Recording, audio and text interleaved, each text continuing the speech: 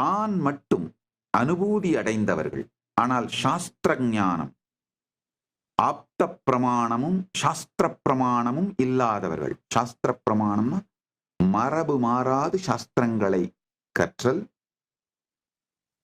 ஆப்த பிரமாணம்னா அவிச்சின்ன குரு பரம்பரையில் வந்து அந்த குரு பரம்பரையில், அறுபடாத குரு பரம்பரையிலிருந்து, அந்த குரு பரம்பரையில் நம் குருமார்களுடைய அனுபூதியை,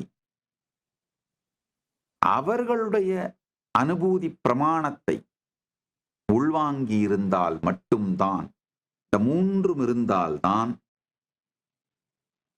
மற்றவர்களுக்கு பரமானுபூதியை சாட்சி பிரமாணமாக அளிக்க முடியும்.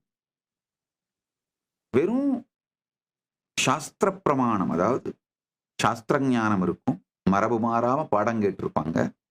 ஆனா ஆத்ம பிரமாணம், ஆத்ம அனுபூதி இல்லைன்னா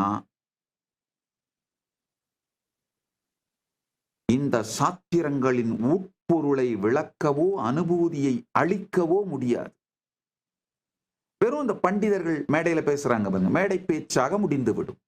பேசுபவர் தனக்கு தெரிவதை சொல்ல வேண்டும் என்பதற்காக பேசுவார். கேட்பவர் ஏதோ வந்துவிட்டோம், புண்ணியம், வேறு ஏதேதோ காரணங்களுக்காக உட்கார்ந்து கேட்பார். குருடன் குருடனுக்கு வழிகாட்டியது போலே இருவரும் இருட்டு பள்ளத்தில் வீழ்வர்.